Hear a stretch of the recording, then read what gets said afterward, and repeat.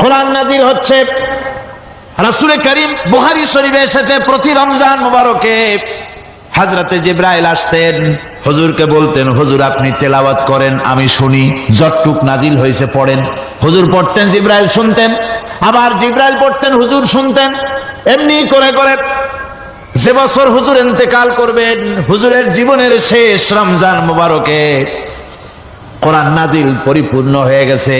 হযরতে জিবরাইল বলেন, হুজুর কোরআন তো নাজিল তামাম হয়ে গিয়েছে, এবার আপনি পুরা কোরআন পড়ে আমারে শোনান। হযরতে রাসূল পুরাটা পড়ে 30 পারা পড়ে শোনায় দিলেন, জিবরাইল শুনলেন। এবার জিবরাইল বলেন, হুজুর আমি তেলাওয়াত করতেছি আপনি শোনেন। হযরতে জিবরাইল 30 পারা পড়লেন, হুজুর শুনলেন। আবার হযরত জিবরাইল বলেন, হুজুর এবার আবার আপনি পড়েন।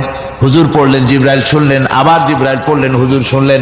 তার মানে হলো হুজুর যে বছর ইন্তেকাল করলেন ওই বছরের রমজান মুবারকে হযরত জিবরাইল 2 বার পড়েছেন, হুজুর শুনেছেন, আর হুজুর 2 বার পড়েছেন, জিবরাইল শুনেছেন, যাতে করে একটা জের জবর, একটা আয়াত, একটা সেমিকোলন যেন বাদ না পড়ে যায়। কোরআন কারীম মুখস্থ করার জন্য আল্লাহ রাব্বুল আলামিন এটাকে স্থায়ী করার জন্য বাধ্যতামূলক করেছেন, নামাজের ভিতরে তেলাওয়াত করতে হবে। মানুষ নামাজের মধ্যে তেলাওয়াত করে সওয়াবের জন্য, সকালে পড়ে বিকালে পড়ে, অর্থ সহকারে বুঝে পড়ে, রাত্রে পড়ে দিনে পড়ে। পৃথিবীতে এমন একটা মুহূর্ত নাই যখন কোরআনে কারীম তেলাওয়াত হয় না। জোরে কোন সুবহানাল্লাহ। মানুষ এটাকে তেলাওয়াত করতেছে, মুখস্থ করতেছে। এই কোরআন শরীফের ভিতরে রয়েছে সব কিছু। এর মধ্যে রয়েছে ইতিহাস, এর মধ্যে আছে বিজ্ঞান, এর ভিতরে রয়েছে দর্শন, ভূতত্ত্ব, উদ্ভিদ তত্ত্ব, নৃতত্ত্ব, খতত্ত্ব, জ্যোতির্বিজ্ঞান। এর ভিতরে রয়েছে মানুষের পারিবারিক নীতি, সামাজিক নীতি, চুক্তি নীতি, বন্ধু নীতি, যুদ্ধ নীতি, মানুষের যা প্রয়োজন সবকিছু এই কোরআনে কারীমের মধ্যে আল্লাহ পাক সন্নিবেশিত করে দিয়েছেন। জোরে কোন সুবহানাল্লাহি ওয়া বিহামদিহি। আমার ভাইয়েরা, কোরআন এর পরিচয়ের কথা বলতেছিলাম। আল্লাহ পাক কি কোরআন আমাদের শিখালেন, কোন কোরআন আমাদের শিখিয়েছেন, সেই কোরআনের পরিচিতি আপনাদের সামনে আমি তুলে ধরতেছি। আমি নিজে না, এবার কোরআন তার পরিচয় নিজেই দেবে। কেউ যদি কোরআনের কাছে জিজ্ঞাসা করে, কোরআন তুমি কোথা থেকে নাজিল হয়েছ, কে তোমাকে নাজিল করেছে, এই প্রশ্ন যদি কেউ কোরআনের কাছে করে, কোরআন নিজেই তার জবাব দিতে পারে কিনা? কোরআন নিজেই বলে, তানজিলাম মিম্মান খালাকাল আরদা ওয়াস সামাওয়াতিল উলা। এই কোরআন নাজিল করেছেন তিনি, যিনি ওই সুউচ্চ আকাশ আর জমিনকে যিনি সৃষ্টি করেছেন, সেই আল্লাহ আমারে নাজিল করেছেন। কোরআনের কাছে কেউ যদি প্রশ্ন করে, ও কোরআন এই পৃথিবীতে নাজিল হওয়ার আগে তুমি কোথায় ছিলে, কেউ যদি প্রশ্ন করে, কোরআনে কারীম নিজে নিজের পরিচয় শোনায়, আমি কোথায় ছিলাম শোনো। বাল হুয়া কুরআনুম মাজিদুন ফি লাউহিম মাহফুজ। বরং এই কিতাব অতীব মর্যাদা সম্পন্ন, সুরক্ষিত ফলকে লিপিবদ্ধ ছিল, আমি ছিলাম লৌহে মাহফুজে, সেখান থেকে এসেছি।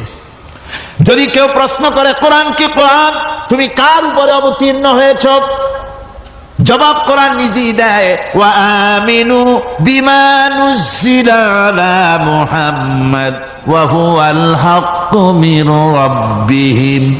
ঈমান আনো সেই জিনিসের উপরে যেটা মুহাম্মদ সাল্লাল্লাহু আলাইহি ওয়াসাল্লামের উপর অবতীর্ণ হয়েছে।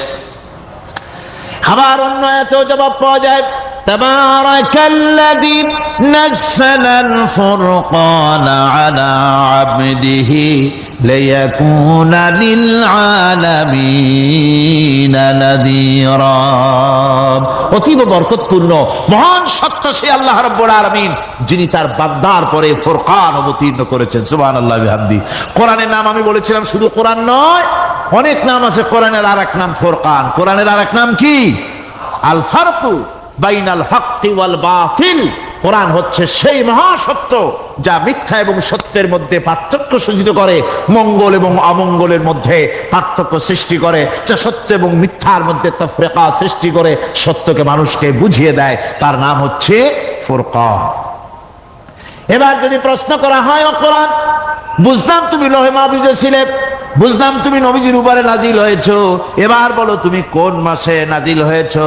তুমি তো আসছিলা প্রথম কোন মাসে নাজিল হয়েছো? এ প্রশ্ন যদি কেউ করে, কোরআন তার জবাবে বলবে শাহরু রমাদান আল্লাযী উনজিলা ফীহিল কুরআন, রমজানের পবিত্র মাসে আমি অবতীর্ণ হয়েছি। সুবহানাল্লাহ। যদি প্রশ্ন করা হয় রমজানে তো আসছো, কিন্তু প্রথম নাজিল হয়েছিল কোন সময়? ওটা কি দিন ছিল না রাত ছিল? কোরআন তার জবাবে বলে ইন্না আনজালনাহু ফী লাইলাতিল কদর, কদরের পবিত্র রাতে আমি এই পৃথিবীতে আমার আগমন ঘটেছিল। যদি প্রশ্ন করা হয় বুঝলাম সবই, কেন নাজিল হয়েছে তুমি? এই পৃথিবীতে তোমার আসার উদ্দেশ্য কি? মূল কাজটা কি? এই প্রশ্ন যদি করা হয়, কোরআনে কারীম তার জবাবে বলে শোনো কেন এসেছি। লিতুখরিজান নাসা মিনাজ যুলুমাতি ইলান নূর, আমার মিশন হচ্ছে গোটা বিশ্ব মানবতাকে পুঞ্জীভূত জমাট বাঁধা অন্ধকারের ভেতর থেকে টেনে বের করে আলোর সন্ধান দিতে, আলোর দিকে আনার জন্য আমি কোরআন নাজিল হয়েছি। গোটা পৃথিবীর মানুষ আছে অন্ধকারের ভিতরে। কিসের মধ্যে? অন্ধকার কি? অন্ধকার হচ্ছে পুঁজিবাদ, অন্ধকার সমাজতন্ত্র, অন্ধকার ধর্ম নিরপেক্ষতাবাদ, অন্ধকার জাতীয়তাবাদ। মানুষের তৈরি করা যত মতবাদ সব কি? জোরে কোন সবগুলি কি? অন্ধকার। আজকে আসার সময় দেখলাম দেওয়ালে লেখা সমাজতন্ত্র আমরা প্রতিষ্ঠা করে ছাড়বো। চিন্তা করলাম যারা লিখছেন তারা কি পাগল না ছাগল? কি আশ্চর্য কথা! এটা মাথা খারাপ, পাগল না মাথা গোল বুঝতে পারছি না। আমার বন্ধুগণ, এগুলি সব অন্ধকার। এই অন্ধকারের ভেতর থেকে মানুষগুলিকে টেনে আনবে কোরআন কিসের দিকে? আলোর দিকে। এবার যদি প্রশ্ন করা হয় বুঝলাম তুমি অন্ধকার থেকে আলোর দিকে নিয়ে আসবে, আলোর দিকে আসলে পরে ফায়দাটা কি হবে? মূল ফায়দাটা বুঝায় দাও, আসল ফায়দা কি হবে তোমারে যদি মানি? কোরআন তার জবাব দেয়, নিজের পরিচয় নিজে তুলে ধরে, ফামান তাবিআ হুদায়া ফালা খাউফুন আলাইহিম ওয়ালা হুম ইয়াহজানুন। এই কোরআনকে যদি মেনে চলো, এই কোরআনের আইন যদি মানো, সমাজে মানো, ব্যক্তিতে মানো, পরিবারে মানে, রাষ্ট্রে মানো, জীবনের সব ক্ষেত্রে সমস্ত জায়গায় যদি এই কোরআনকে মেনে চলো, ফালা খাউফুন আলাইহিম, তাহলে তোমাদের কোনো ভয় থাকবে না, ওয়ালা হুম ইয়াহজানুন, কোনো চিন্তাও থাকবে না। কিসের ভয় থাকবে না? কোরআনের আইন মেনে যদি চলো সমাজে ও রাষ্ট্রে, চুরির ভয়, ডাকাতির ভয়, জেনার ভয়, হত্যার ভয়, সন্ত্রাসের ভয় কোনো ভয় থাকবে না। ওয়ালা হুম ইয়াহজানুন, চিন্তাও থাকবে না। খাওয়া পড়া, শিক্ষা, চিকিৎসা, বাসস্থান, এগুলির কোনো চিন্তা থাকবে না। কোরআনের সমাজে সব কিছুর গ্যারান্টি দেওয়া হবে, সবগুলি পেয়ে যাবে। এখন যদি আবার প্রশ্ন করা হয় কোরআন বুঝলাম তোমারে মানলে পরে সব ফায়দা হবে, তাহলে এবার জবাব দাও তোমার ভিতরে কি রাজনীতি আছে নাকি? আমি তো মানুষ, আমার রাজনীতি করা লাগে। ম্যান ইজ সোশ্যাল অ্যানিম্যাল, আমরা তো জঙ্গলের পশু নই, আমরা তো মানুষ। আমাদের সমাজ আছে, আমাদের পৌর নির্বাচন আছে, আমাদের জাতীয় নির্বাচন আছে, আমাদের কলকারখানা আছে, জমিন আছে, আমাদের রাজনীতি, অর্থনীতি, সমাজনীতি আছে, পারিবারিক নীতি আছে, অনেক নিয়ম মালা আছে, নিয়ম নীতি আছে। তোমারে মানলে তোমার ভিতরে কি ওগুলো আছে নাকি সে কথা বলো। কোরআন তার জবাবে বলে ওয়ানাজ্জালনা আলাইকাল কিতাবা তিবয়ানান লিকুল্লি শাই ওয়া হুদান ওয়া রাহমাতান ওয়া বুশরা লিল মুসলিমিন। কোরআন জবাবে বলে শুনে রাখো, শুধু অর্থনীতি সমাজনীতি নয়, শুধু রাজনীতি আর শিক্ষানীতি, যুদ্ধনীতি নয়, তোমার জীবনে যা কিছু দরকার, ইহকালে যা কিছু দরকার, পরকালে, সব কথাগুলি আল্লাহ রব্বুল আলামিন আমি কোরআনের সিনার ভিতরে খুলে খুলে বর্ণনা করে দিয়েছেন। সব কথা এ কোরআনে কারীমের ভিতরে রয়েছে। তোমার এমন কোনো জিনিস নাই যা তুমি কোরআনে কারীমের মধ্যে পাবে না। তোমার সমস্ত প্রয়োজন আমার বুকের মধ্যে আল্লাহ দিয়ে দিয়েছেন। বিজ্ঞান আছে, দর্শন আছে, ইতিহাস আছে, সব আছে এর মধ্যে। তবে কোরআনের মধ্যে বিজ্ঞান আছে বলে আমি এটাকে বিজ্ঞানের কিতাব বলবো না, দর্শন আছে বলে দর্শনের কিতাব আমি বলবো না, রাজনীতি আছে বলে কোরআনকে আমি রাজনীতির কোনো কিতাব বলবো না। কোরআন তাহলে কি? কোরআন হচ্ছে অর্থনীতি, সমাজনীতি, রাজনীতি, পারিবারিক নীতি, মানুষের জীবনের যা কিছু প্রয়োজন সমস্ত নীতিমালার নীতি গ্রন্থের নাম হতেছে কোরআনে কারীম।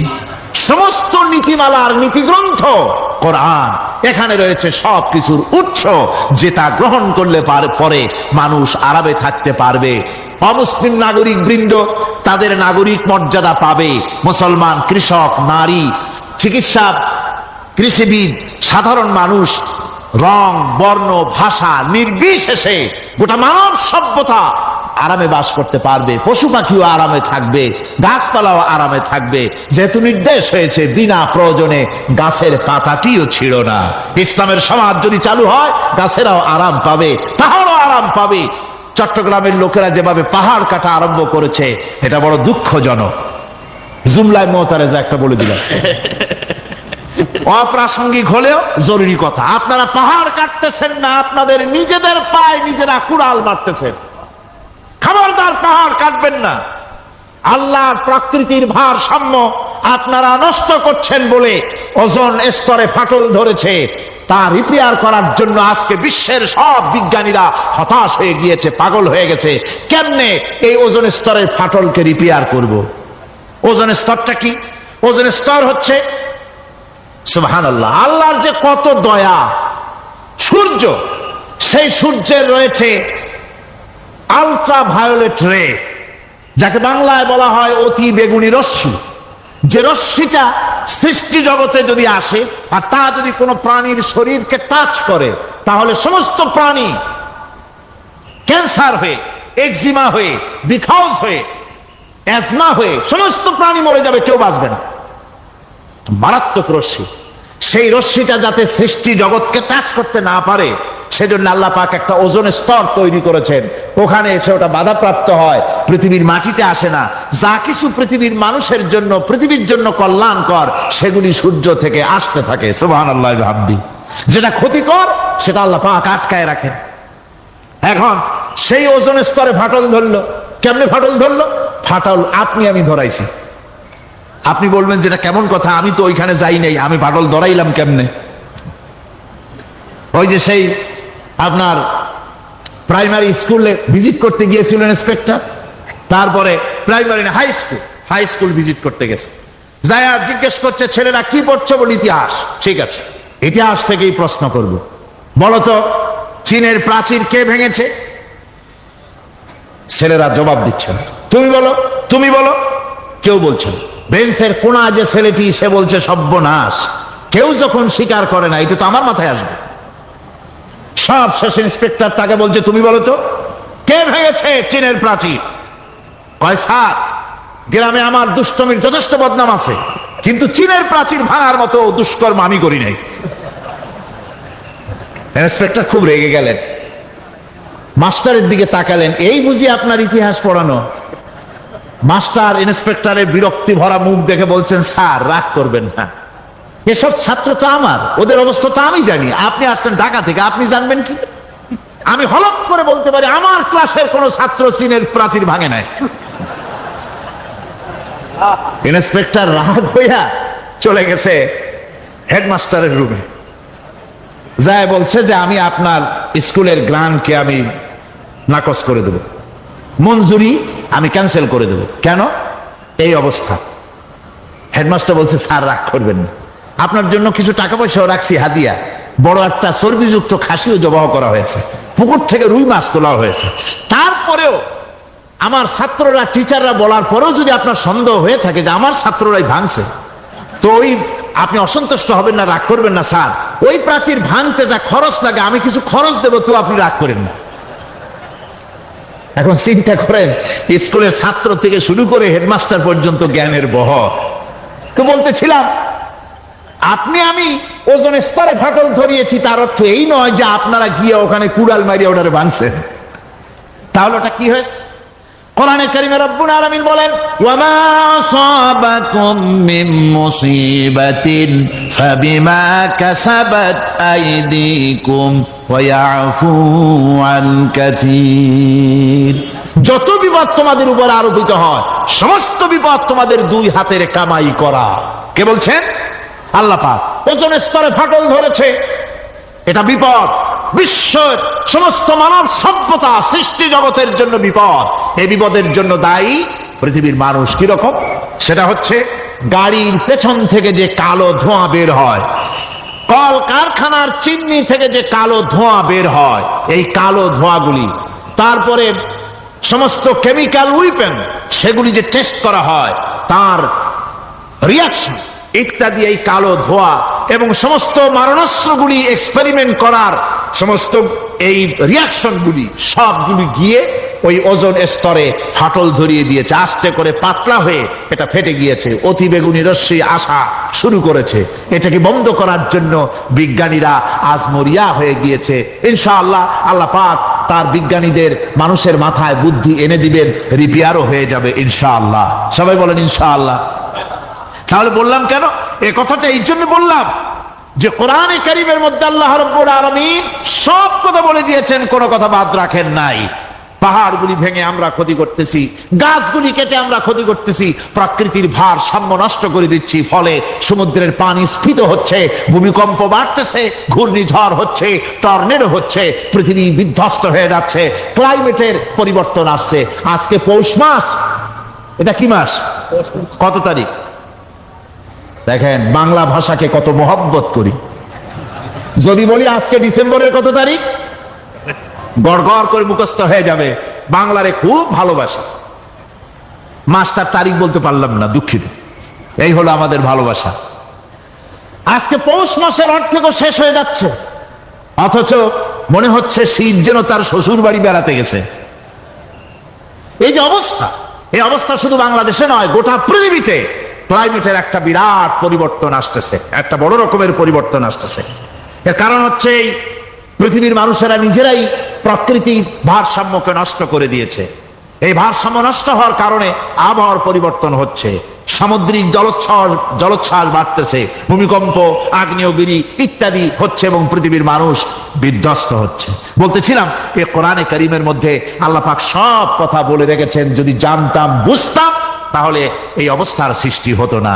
এটা বিজ্ঞানের বই নয়, রাজনীতির বই নয়, সমাজনীতির বই নয়, বরং সমস্ত নীতিমালার উচ্চ, জ্ঞানের উচ্চ হচ্ছে আল কোরআন। জ্ঞানের উচ্চ কি? আরো জোরে বলেন, জ্ঞানের উচ্চ কি? আল কোরআন। পবিত্র কোরআনে এমন এমন ঘটনা আল্লাহ পাক বলেছেন যা ষষ্ঠ শতাব্দীর দুনিয়া এ সম্পর্কে কিছুই জানতো না। অবশ্য কিছু কিছু ঘটনা ইহুদিদের কিতাবে অতিরঞ্জিত আকার এবং বিকৃত অবস্থায় এসেছে, কিন্তু কোরআনে কারীম দুনিয়ার মানুষকে আদম সৃষ্টি, নূহের বন্যা, তারপরে মুসা আলাইহিস সালাম ফেরাউনের ঘটনা, ইব্রাহিম আলাইহিস সালামের নমরুদের ঘটনা এবং ইউসুফ আলাইহিস সালামের কাহিনী সবগুলিকে সুন্দর করে কোরআন শরীফ উপস্থাপনা করেছে রাসূলের মাধ্যমে, যা পৃথিবীর ইতিহাসে কেউ জানতো না। সেগুলি আল্লাহ পাক জানাইছেন কিভাবে? কোরআনে কারীম বলছে, তিলকা মিন আম্বাইল গায়বি নূহিহা ইলাইকা মা কুনতা তা'লামুহা আনতা ওয়ালা কওমুকা মিন ক্বাবলি হাদা। এ হলো সব অজ্ঞাত ঘটনা। সমস্ত ঘটনাগুলি আল্লাহ পাক তার হাবিবকে শুনিয়ে বলে দিলেন, সব অজ্ঞাত ঘটনা, যা তুমি জানতে না, তোমার কোনো জানা ছিল না, আমি ওহীর মাধ্যমে তোমাকে সব জানাইছি। ইউসুফ আলাইহিস সালামকে যখন তার ভাইয়েরা কুয়ার মধ্যে ফেলে দিতেছিল, তখন তুমি উপস্থিত ছিলে না, এই ঘটনা ওহীর মাধ্যমে আমি জানালাম। মুসা আলাইহিস সালামকে যখন ফেরাউন দরিয়ার ভিতরে ফেলে দিল, সেই সময় তুমি সিনাই পর্বতের পাশে দাঁড়িয়ে সব দৃশ্য লক্ষ্য করনি, অথচ আমি ওহীর মাধ্যমে সব তোমাকে খুলে খুলে বলে দিয়েছি। আল্লাহ পাক সমস্ত ঘটনাগুলিকে বলে বলে কোরআন শরীফের মধ্যে সব সাজিয়ে দিলেন, বলে দিলেন। তিনি বললেন, ওয়ামা কুনতা বিজানিবিল গারবি ইয কাযাইনা ইলা মুসাল আমরা ওয়ামা কুনতা মিনাশ শাহিদিন। ফিরআউন যে মুসার সঙ্গে যে ব্যবহারটা করলো, এ সময় সেখানে তুমি উপস্থিত ছিলে না, আমি ওহীর মাধ্যমে তোমাকে তা জানিয়েছি। كذلك نقص عليك من أنباء ما قد سبق وقد آتيناك من لدنا ذكرا আল্লাহ পাক বলেন এভাবে আমি আপনার কাছে অতীত ঘটনাবলী ওহীর মাধ্যমে নিখুঁত ভাবে আপনার সামনে সব বলে দিয়েছি। আমার ভাইয়েরা, এই বিশ্বলোকে ঊর্ধ্ব লোক সম্পর্কে নির্ভুল তথ্য বর্ণনা আল্লাহ পাক করে দিয়েছেন কোরআনের মাধ্যমে। 1665 খ্রিস্টাব্দে স্যার আইজাক নিউটন তিনি আবিষ্কার করলেন মাধ্যাকর্ষণ শক্তিকে। এই মাধ্যাকর্ষণ শক্তি, ল অফ গ্রাভিটেশন, এ সম্পর্কে মানুষের এই থেকে কিছু জানলো, কিন্তু আজ থেকে 1400 বছর আগে আল্লাহ রাব্বুল আলামিন তার উম্মি নবী, যিনি কোনো বিজ্ঞানাগারে লেখাপড়া করেন নাই, কোনো সায়েন্স রিসার্চ করেননি, যিনি কোনো কলেজ ইউনিভার্সিটিতে পড়াশোনা করেননি, তার মাধ্যমে জানিয়েছেন মাধ্যাকর্ষণ শক্তির কথা। কোরআন বলছে ইন্নাল্লাহা ইউমসিকুস সামাওয়াতি ওয়াল আরদা আন তাজুলা। এই পৃথিবী এবং সমস্ত গ্রহ উপগ্রহকে আল্লাহ পাক বলছেন আমি এমন এক শক্তি দিয়েছি যে শক্তির মাধ্যমে একটা আরেকটাকে আকর্ষণ করে রাখছে। এই পৃথিবীতে মাধ্যাকর্ষণ শক্তি শুধু পৃথিবীর নাই, সূর্যের আছে, মঙ্গলের আছে, নেপচুনের আছে, ইউরেনাসের আছে, বৃহস্পতির আছে। প্রত্যেকটি গ্রহের আলাদা আলাদা মাধ্যাকর্ষণ শক্তি আছে, আর এই শক্তির বলে একটা আরেকটাকে টেনে ধরছে যাতে করে বিচ্ছিন্ন হয়ে না যায়, যাতে করে ধ্বংসপ্রাপ্ত না হয়। এগুলি আল্লাহ পাক এই তথ্যগুলি কোরআনে কারীমের মধ্যে বলেছেন। ফলে মরিস বুকাইলির মতো লোক, যিনি ফরাসি দার্শনিক, তিনি বলেছেন দুনিয়ার সমস্ত বিজ্ঞানীদের থিওরি হচ্ছে এই যে বিজ্ঞানের কোনো থিওরি ফাইনাল নয়। আজ একটা হচ্ছে, কাল সেটাকে পরিবর্তন করে নতুন আর এক থিওরি আসতেছে। কিন্তু কোরআনে কারীমের মধ্যে আমি, কে বলতেছেন এ কথা? না না না, মরিস বুকাইলি বলছে কোরআন শরীফের ভিতরে আমি যে বিজ্ঞানের তথ্য পেয়েছি, থিওরি পেয়েছি, তার কোনো পরিবর্তন আজও হয় নাই, ভবিষ্যতেও হওয়ার কোনো সম্ভাবনা নাই। মরিস বুকাইলি মনে করেছিলেন বেদ আর বাইবেলে যেমন ভুল আছে, কোরআন শরীফে ওই রকম ভুল আছে, নাউজুবিল্লাহ। সেই জন্য তিনি আরবি শিখলেন কোরআন বোঝার জন্য, ভুল ধরার জন্য। কোরআন শিখলেন কি জন্যে? ভুল ধরার জন্য।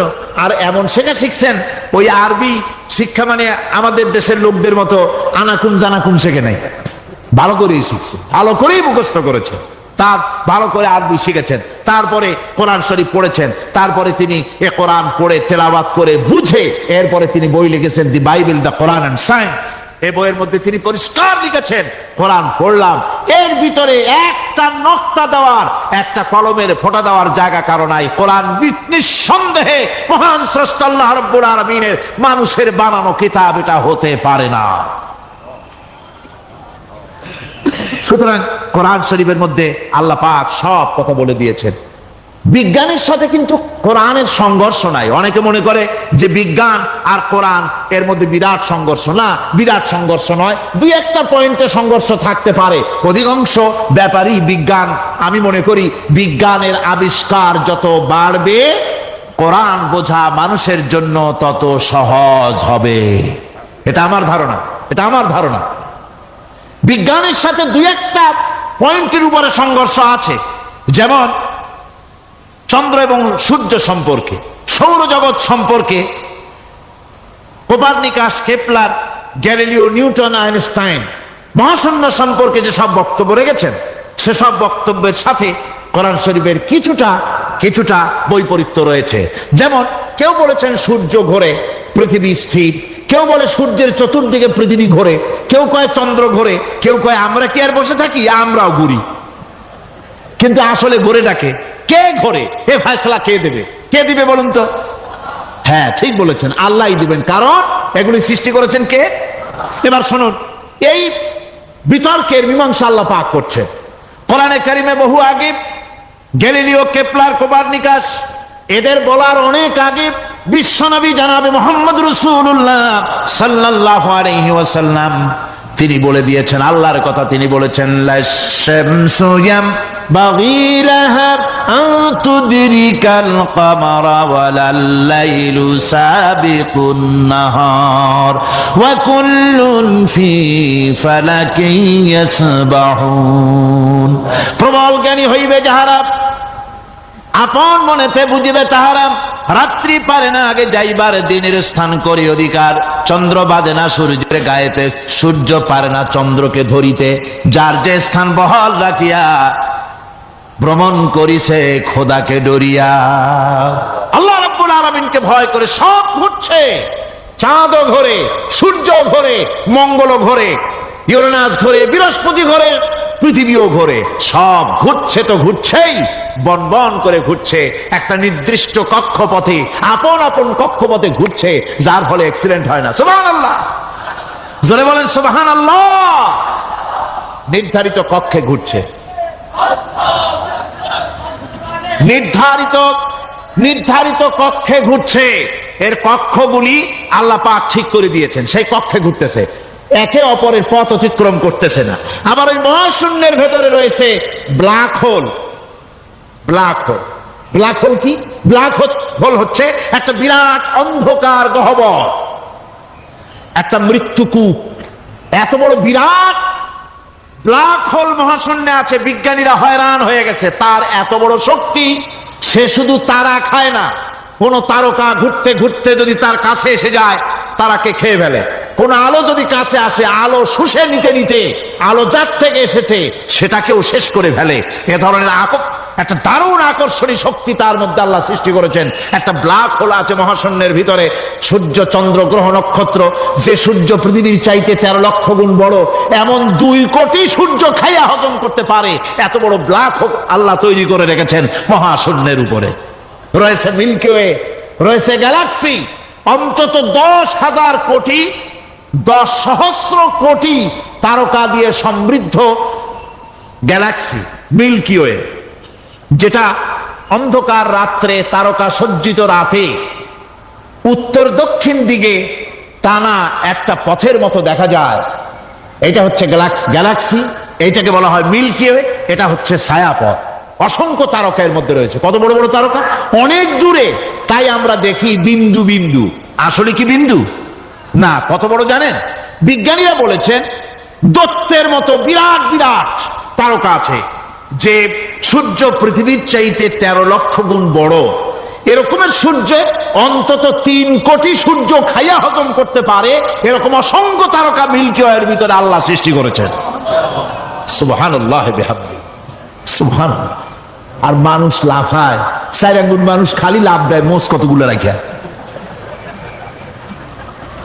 কোন আনন্দে লাফাও, কি শক্তি তোমার!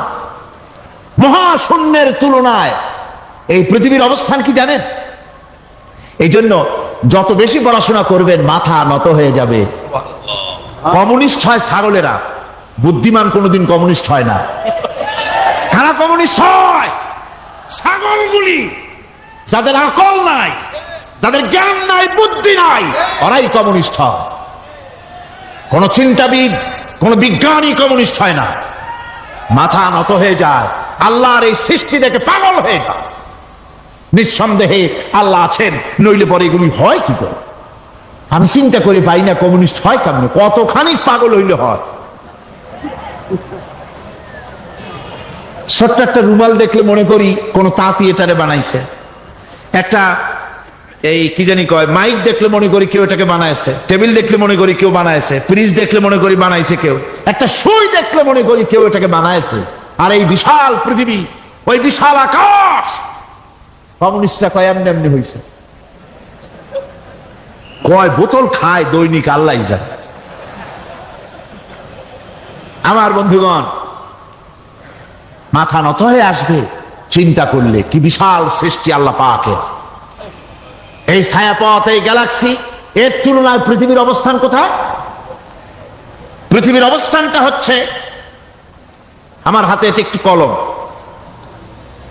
এই কলমটা কাগজের উপরে আমি যদি এই নিপটা রাখি, কাগজের ভিতরে নিপে যতটুকুন জায়গা টাচ করবে, মহাশূন্য গ্যালাক্সি মিল্কি ওয়ে, আল্লাহর এই মহাশূন্যের তুলনায় পৃথিবীর অবস্থান একটা কলমের নিপে যতটুকুন জায়গা নেয় এর থেকে বেশি নয়। এই যদি হয় পৃথিবী, তাহলে সেই পৃথিবীর মানুষ আপনি কতটুকুন? সলিমুদ্দি বসিরুদ্দি খালি লাফায়। আমার বন্ধুগণ, লাভ কি? লাভের চোটে বলে হ্যান করেঙ্গে ত্যান করেঙ্গে, লাঠি কে আন্দার মুগুর ভরেঙ্গে। কয়দিন পর শোনা যায় শীত হয়ে পড়ছে, কিছু নাই। সুতরাং আল্লাহ পাকের অসীম সৃষ্টি জগৎ, এর সঙ্গে বিজ্ঞানের সংঘর্ষ কম, দুই একটা পয়েন্টে আছে। বাকি সবগুলিতে বিজ্ঞানের আবিষ্কার যত বাড়তেছে, আল্লাহরে চেনা, সৃষ্টি জগৎকে জানা মানুষের জন্য তত সহজ হচ্ছে। এই কথাগুলি আমি সামনের দিকে আরো বলবো ইনশাআল্লাহ। সবাই বলেন ইনশাআল্লাহ, যাতে আমাদের বুঝে আসে। আর রহমান আল্লামাল কোরআন, কোরআন শিখিয়েছেন আমাদেরকে রহমান, এমন নিয়ামত দিয়েছেন যার মধ্যে সব আছে। মানুষ সৃষ্টির ব্যাপারে, মানব সৃষ্টির ব্যাপারে নির্ভুল তথ্য যদি পেতে হয়, তাহলে কার কাছে যাব? জোরে কন। আল্লাহর কাছে যেতে হবে। আর আল্লাহর কাছে না যাইয়া মানব সৃষ্টির রহস্য যদি জানতে যাই ডারউইনের কাছে, তাহলে আপনার মামু হবে সুন্দরবনের বান্দরেরা। ঠিক কিনা? বান্দরেরা হবে মামু, সিম্পাজি ওরাং ওটাং হবে আপনার নানা আর দাদা। তার কারণ ডারউইন সাহেব বলেছেন মানুষ এর পূর্বপুরুষ হলো বাঁদর, সিম্পাজি, ওরাং ওটাং, এটা হলো তার থিওরি অফ ইভলিউশন। এই বিবর্তনবাদের থিওরি পেশ করতে গিয়ে তিনি বলেছেন মানুষ হলো বান্দরের জাত। আরে বেটা, তুই বান্দরের জাত। নিজের লেজ কাটিয়া সকলের লেজ কাটা আরম্ভ করতে যাচ্ছে। কি পাগলের পাগল, মানুষ হয়েছে বান্দরের জাত। আশ্চর্য কথা। কেমনে কইলে? তো বললো যে সিম্পাজি দেখছে, তো সে সিম্পাজি দেখে তার মনে হয়েছে যে মানুষ ওইরকমই তো দেখা যায়, তো মানুষ বুঝি বান্দর থেকেই আসছে। আমি বলি পৃথিবীতে এমন পাগল আমি কোনোদিন দেখিও নাই, শুনিও নাই যে কোনো পাগল পাবদা মাছ দেখে বলেছে যে এটা হচ্ছে বোয়াল মাছের পূর্বপুরুষ। টাকি মাছ দেখে কোন ছাগলেও বলেছে আজ পর্যন্ত যেটা হলো শোল মাছের পূর্বপুরুষ। পুঁটি খাইতে খাইতে আস্তে আস্তে বিরাট শোলে পরিণত হয়ে গেছে, কোনো পাগলেও বলেনি। আচ্ছা, মেনে নিলাম ডারউইন সাহেবের থিওরি, মেনে নিলাম এক সেকেন্ডের জন্য যে বান্দর থেকেই মানুষ হয়েছে। এখনো তো বানর প্রজাতি আছে না? শেষ হয়ে গেছে? আছে কিনা? তাহলে সুন্দরবনে যান, যে দেখুন কোন বাঁদর কি এ পর্যন্ত দেখা গেছে যে কোমর পর্যন্ত মাংসের মতো হয়ে গেছে? আর একটু দুধ আর পনির আর একটু এই শুটকি মাছ লোটটা ফিস খাওয়াইলে আর কদিনের মধ্যে এই বান্দরটা মানুষ হয়ে যাবে। হয়েছে এরকম? বাঁদরের 12 আনা মানুষ হয়ে গেছে, 14 আনা মানুষ হয়ে গেছে, আর অল্প একটু বাকি। এরকম দেখা গেছে কোথাও? দেখা যায়নি। এগুলি পাগলামি কথা, পাগলামি কথা। মানুষ বানর থেকে আসেনি, মানুষ ওরাং ওটাং থেকে আসেনি, মানুষ সিম্পাজি থেকে আসেনি। মানুষ এসছে কোত্থেকে? এটা জানতে হলে এই নির্মূল তথ্য জানার জন্য আসতে হবে কোরআনের কাছে। কার কাছে?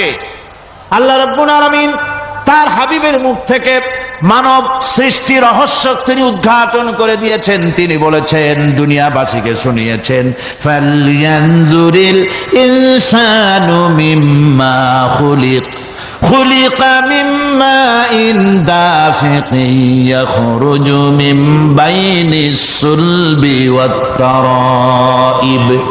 আল্লাহ পাক বলেন, মানুষ কি তার সৃষ্টি রহস্য দেখে না? কেমনে তাকে আমি সৃষ্টি করেছি? মায়ের বক্ষ পিঞ্জর থেকে, বাপের পৃষ্ঠ থেকে সবেগে নির্গত এক ফোঁটা নাপাক পানি দিয়ে আমি আল্লাহ মানুষকে সৃষ্টি করেছি।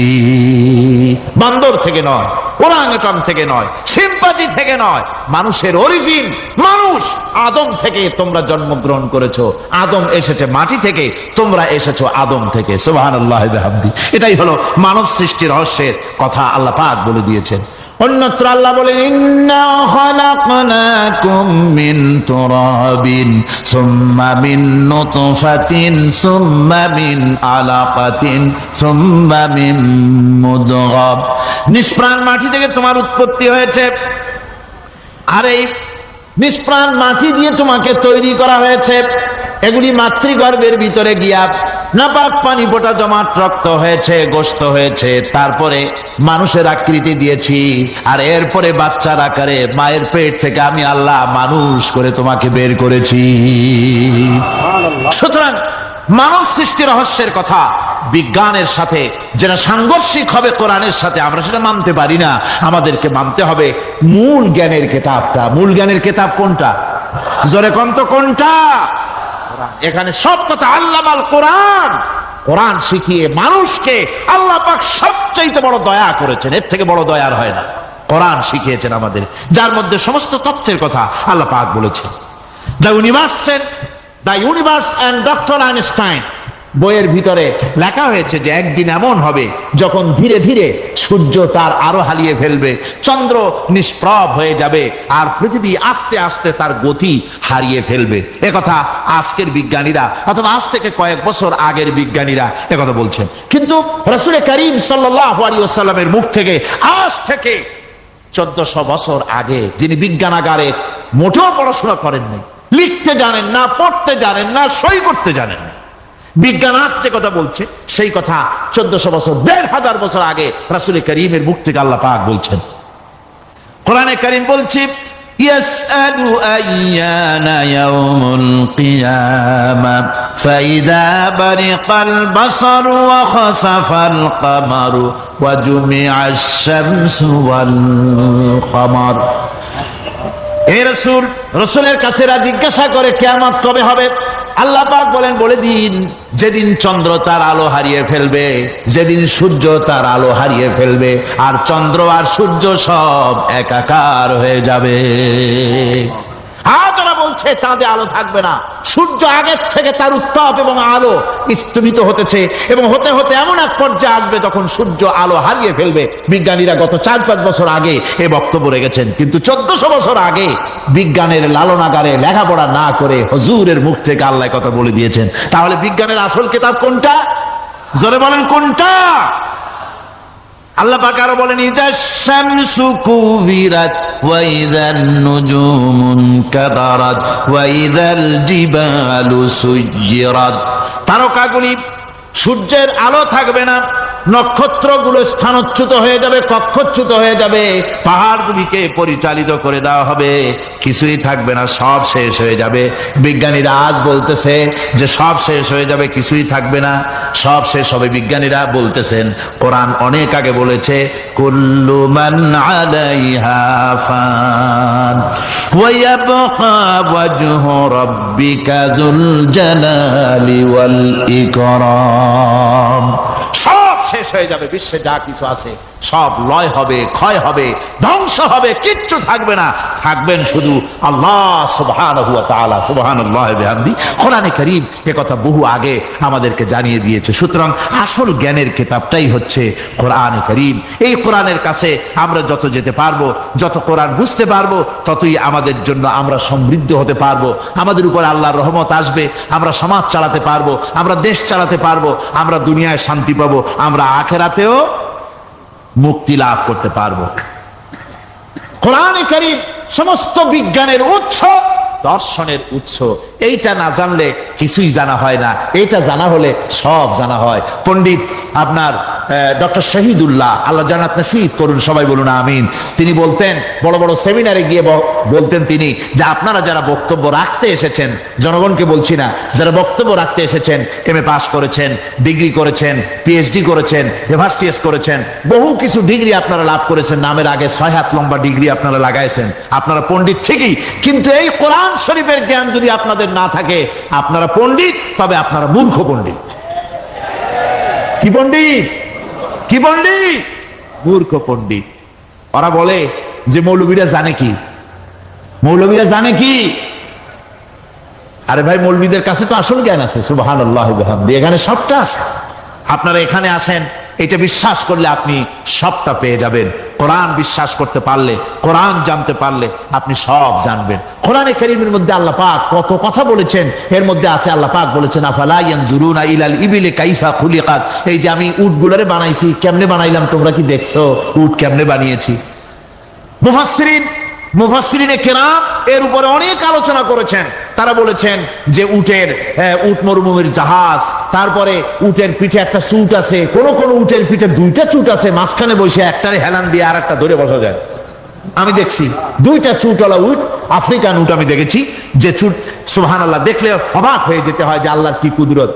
উটের পৃষ্ঠে 2টা চুট, মাঝখানে আপনি বসবেন, পিছনেরটা একটা সোফা সেটের মতো, পিছনে হেলান দিলে, আর সামনে যখন সে মরাল সম চড়াই উত্তরাই পথ দিয়ে নামা ওঠা করবে, তখন আপনি যেন পড়ে না যান সেজন্য সামনেরটা বুকের সাথে জড়ায় ধরবেন। এরপরে কি সৃষ্টি আল্লাহর, সুবহানাল্লাহি বিহামদিহি। জিরাফগুলি দেখুন, জিরাফগুলি তার মাথা কত বড় উঁচা। লন্ডন জুতে জিরাফ দেখলাম, সেই জিরাফের দেহ থেকে তার মাথাটা 22 ফিট উঁচা। মানে তাই সে যদি নিচে দাঁড়ায়, 3 তলা বিল্ডিং এর ছাদের উপরে নাস্তা দিলে তো নিচে দাঁড়ায় খাইতে পারে, এই অবস্থা। সেই জিরাফে পানি খাবে কেমনে? মাথা হলো অত উঁচায়, পিছনের ঠ্যাং দুটা খাটো, সামনের ঠ্যাং দুটো উঁচা।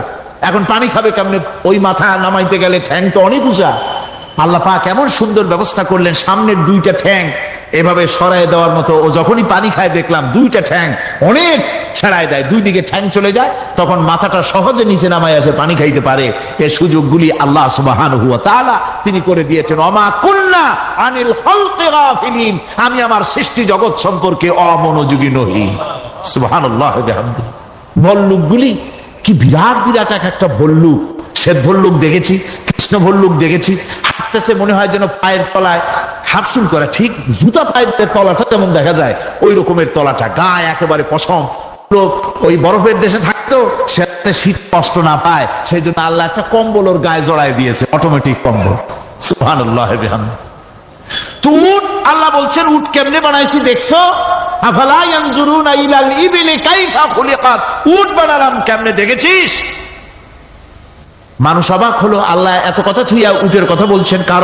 কারণ নানান রকম মানুষ বলল। শেষ পর্যন্ত প্রাণীতত্ত্ববিদরা তারা আবিষ্কার করলেন মূল কারণটি। অনেক কারণ আছে আল্লাহ পাকে কথা বলার। উট তো মরুভূমির জাহাজ, তারপরে উট মানুষের অনেক উপকারে আসে, একথা বলা হয়েছে।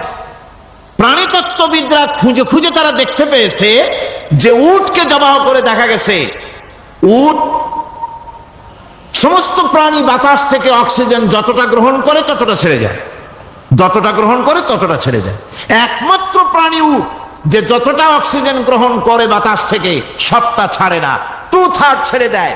1/3 তার লাংসের পাশে রাখার জন্য আল্লাহ পাক একটা চেম্বার তৈরি করেছেন। ওই চেম্বারের ভিতরে 1/3 অক্সিজেন থেকে যায়। কারণ পানিও রেখে, তার পানি রাখার জন্য রিজার্ভ ট্যাঙ্কি আছে, একটা ভেতরে একটা রিজার্ভ ট্যাঙ্কি আছে, অক্সিজেন রাখার একটা চেম্বার আছে। এগুলি কেন? এই জন্য যে মরুভূমির ভিতরে সাইমুম শিল্পী গোষ্ঠী না, কিন্তু ঝোড়ো হাওয়া, মরুভূমির ভিতরে ঝোড়ো হাওয়া, এই ঝোড়ো হাওয়া যখন আরম্ভ হয়ে যায় তখন মানুষ বাঁচতে পারে না, মানুষ টের পাইয়া সব বাড়িতে চলে যায়। মরুভূমিতে চড়ে বেড়ায় উট, সে যাবে কোথায়? ওর তো যাওয়ার জায়গা নাই। 7 দিন 8 দিন 1 সপ্তাহ 2 সপ্তাহ পর্যন্ত এই মরুভূমিতে ঝড় চলতে থাকে, বালুর ঝড়, কিচ্ছু দেখা যায় না। ওখানে দেখছিলেন বালুর পাহাড়, কালকে আজকে দেখবেন বালুর পাহাড় এখানে চলে আসছে। এইভাবে পাহাড় তৈরি হয়ে যায়, বালি উড়ায় নিয়ে যায় বাতাসে। এই বাতাসের ভিতরে বালু উঠতে থাকে সমানে, মানুষ প্রাণী কিছুই সেখানে শ্বাস করতে পারে না, বাঁচতে পারে না। উটের মতো প্রাণী যে মরুভূমিতে থাকে ও বাঁচবে কি করে? আল্লাহ সুবহানাহু ওয়া তাআলা ওর লাংসের পাশে অক্সিজেন রাখার চেম্বার করে পানির ট্যাঙ্কি তৈরি করে দিয়ে রেখে এমন কায়দা করেছেন, ও যখনই টের পায় যে ঝড় শুরু হবে, সাথে সাথে ঠ্যাং দিয়া মুখ দিয়া গর্ত করে বালুর ভিতরে মাথা ঢুকাইয়া 1 সপ্তাহ 2 সপ্তাহ থাকতে পারবে মাটির তলে, অক্সিজেনের অভাব হবে না। দেখো নাকি কিভাবে সৃষ্টি করেছি আমি এই সুন্দর উটকে, একবার দেখো। আর শুকরিয়া তোমার মাথা নত হবে। যত বড় কমিউনিস্ট হও, আল্লাহর জন্য সেজদা দিতে বাধ্য হবে যদি তোমার ঈমান এতটুকুনো থাকে। আমার ভাইরা, আল্লাহ রাব্বুল আলামিন অসংখ্য প্রাণী সৃষ্টি করেছেন এবং সবগুলির প্রয়োজন তিনি মিটিয়েছেন। সুবহানাল্লাহ পড়েন। দেখুন সমুদ্রের ভিতরে তিমি চলতেছে, বিশাল তিমি। অনেকে দেখেন নাই, কেউ কেউ দেখেছেন, আমি দেখেছি তিমি মাছ, বিশাল তিমি। এই তিমি মাছ শত শত টন ওজন, একটা তিমি 150 টন 250 টন 500 টন 1000 টন, বিরাট বিরাট ওজনের তিমি মাছ। এই তিমি মাছ পানির নিচে থাকে, আবার পানির উপরেও আসে। উপরে আসবে কেমনে, নিচে যাবে কেমনে এত ওজন নিয়ে? আল্লাহ সুবহানাহু ওয়া তাআলা তার পেটের ভিতরে লক্ষ লক্ষ গ্যালন পানি ভরে, হাজার হাজার গ্যালন পানি ভরে এরকম একটা রিজার্ভ ট্যাঙ্ক তৈরি করেছে। ও যখন ডুবতে চায় তখন পিঠের উপর থেকে ডালাটা উন্মুক্ত করে দেয়, গল গল করে সমুদ্রের পানি পেটের মধ্যে ঢুকতে থাকে। পানিতে ভরে গেল, শরীরের ওয়েট দারুণ ভাবে ওয়েট ক্যারি করলো, তখন সে আস্তে করে সমুদ্রের তলায় ডুবে গেল। আবার যখন সে শ্বাস প্রশ্বাসের জন্য, অক্সিজেনের জন্য সমুদ্রের উপরে উঠতে চায়, তখন ডালাটা খুলে দিয়ে পাম্প দেয় নিজের শরীরে।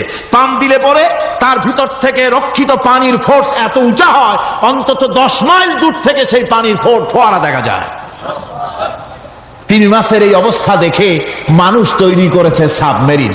আমি সাবমেরিনেও চড়েছি, দেখেছি দ্বিতীয় বিশ্বযুদ্ধে যে সাবমেরিন ব্যবহার করা হয়েছিল, পোর্টসমাউথে সেই সাবমেরিন আমাকে দেখানো হয়েছে, আমি দেখেছি। তাতেও ঠিক একই কায়দায় পানি ভরে পানির তলায় যায়, আবার ওঠার সময় পানি ছেড়ে উপরে চলে আসে। 3 মাস থেকেই মানুষ এটাকে গ্রহণ করেছে।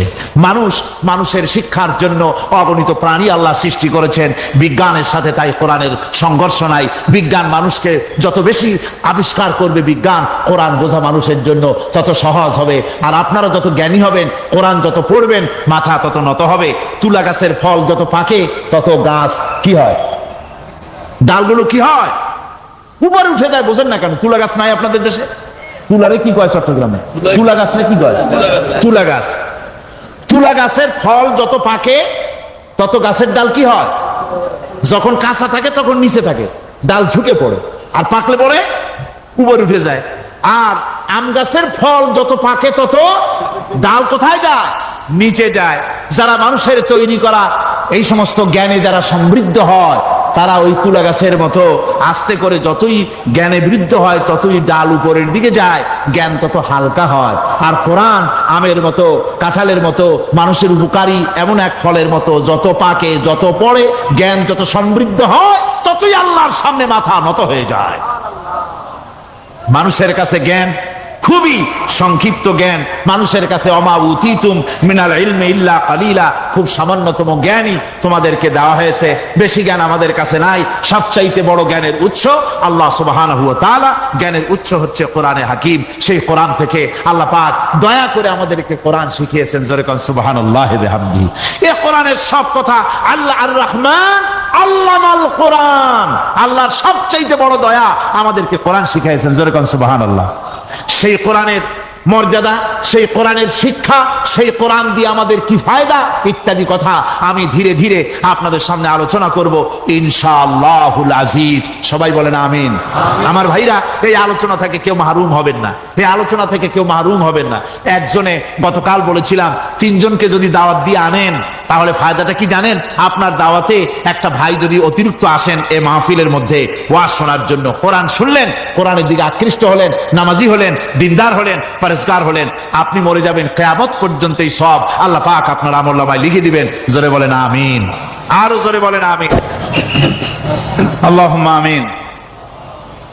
ربنا ظلمنا أنفسنا وإن لم تغفر لنا وترحمنا لنكونن من الخاسرين ربنا لا تزغ قلوبنا بعد إذ هديتنا وهب لنا من لدنك رحمة إنك أنت الوهاب ربنا العالمين।